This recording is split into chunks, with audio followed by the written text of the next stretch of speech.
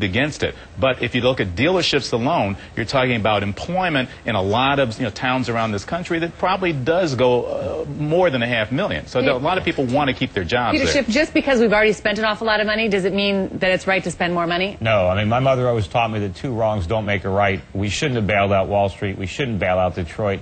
And it's going to cost the economy a lot more than the cost of the bailout, which is going to be a lot more than the politicians think. We're going to run into the hundreds of millions to prop these companies up. But the real cost is the damage to the economy that we do, because by propping it up, what are we destroying? What jobs are going to be destroyed? What companies are going to fail so that these can stay in business? Jim made the point, and a lot of these congressmen have been making the point that there are dealerships across the country and there are plants. Lachman, let's talk about around the country, and let's talk about, you've got a map that you can show us how things have changed. Sure. Well, I mean, basically, as this recession has taken hold, job losses have gone from the coast, and they've squeezed into the middle of the country. And this is how a recession works. It becomes more and more pervasive. When you look back at January, for instance, it looked like it was pretty mild. Yeah, I mean, you have a sea of blue, and we have the red is the red of the problem areas. The red of the problem areas, and it's no mystery that California is in trouble, and they're really screaming right now. And you can see Michigan was in trouble back then. Yeah, these are the ones that were on the early edge of it. Yeah. And then as the recession has taken hold over the course of the year,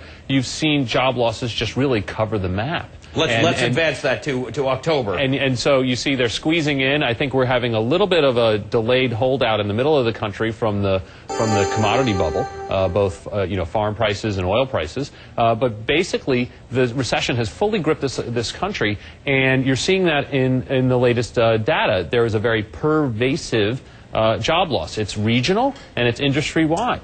And this is what a recession is. And so in the middle of that, right, ideological arguments that have merit aside, do you want to put a slug of people out of work right there? And if you do, you are going to go from what's a severe recession. People act surprised by this number today.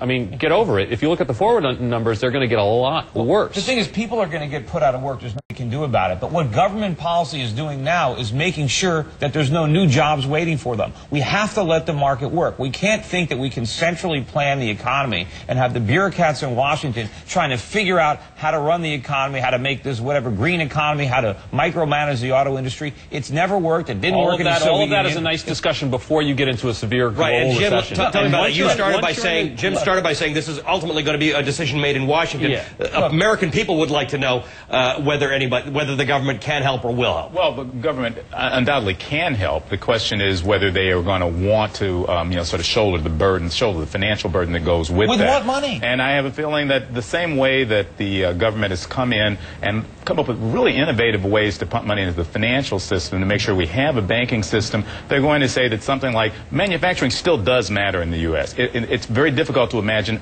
a modern society that's a leader society and economically that doesn't have a manufacturing base. That's a point that Peter's going to agree with you on. Well, we're going to have to do it, but the solution is we have to save our money. Remember, he's talking about we need spending. When you're overweight, the solution isn't that you eat more. Right. When you're broke, the solution isn't to spend more. If we're going to have manufacturing in this country, we have to stop spending money. We need savings to supply the capital. If people don't spend. No, we'll have a real economy. Now we have a phony economy. Some of the excesses have already been corrected. Right. You've had home prices coming down. You've had a lot of jobs lost. You're already having some of that creative destruction already happening. Yeah. Remember, spending is not an economy. We got to leave it there, guys. But listen, production is what makes Peter brings up a very good question that I think we've got to get to, and that is, where do you get the money? We borrow the money. We don't have the money, and that is a very good point, and that's part of this whole equation. Do we have a webcast that goes on during the commercial break? How do we pay it back? If we had an imaginary webcast that went on during the commercial break, all right, you could have you guys all have questions. We have answers.